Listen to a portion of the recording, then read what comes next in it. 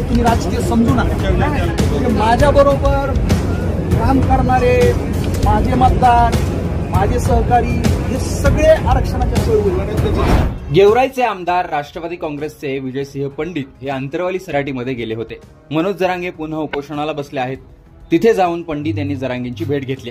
त्यावेळी आंदोलक महिलांनी पंडित यांच्यासमोर काही प्रश्न उपस्थित केले। त्यानंतर विजयसिंह पंडित काय म्हणाले ऐका। आमच्यासारख्या मराठा समाजातील लोकप्रतिनिधीची ही जबाबदारी आमची आहे।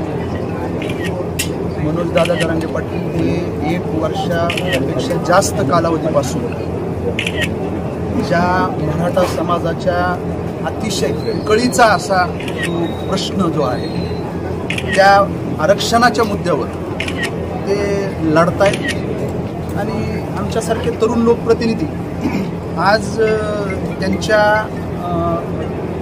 आशीर्वादाने म्हणा राज्याच्या कायदेमंडळामध्ये जाण्याची संधी आम्हाला भेटलेली आहे।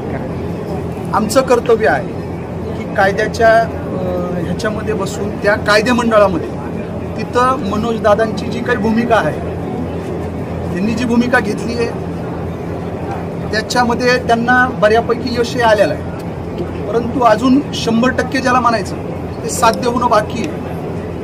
कुणबी प्रमाणपत्र हे गावच्या गाव लाखो कुणबी प्रमाणपत्र हे मनोज दादांच्या या 1 वर्षापेक्षा जास्त काळातील लढ्यामुळे भेटले। आता जी काही लढाई राहिलेली आहे ती लढाई पुढे घेऊन जात असताना त्या सभागृहामध्ये त्यांनी सांगितल्याप्रमाणे आपल्याला तिथं हा विषय मांडणं ही आमच्यासारख्या तरुण लोकप्रतिनिधीची जबाबदारी त्या ठिकाणी आहे आणि त्यामुळे मी आज इथं ते आता परत एकदा उपोषणाला बसलेले आहे। आम्हाला त्यांची काळजी वाटते। ते उपेक्षित मराठाचा प्रश्न जो काय आहे तो घेऊन आज समोर आलेले लढतायत।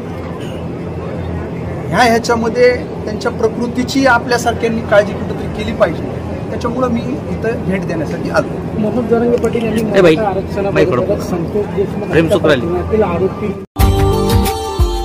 Subscribe now and press the bell icon. Never miss an update.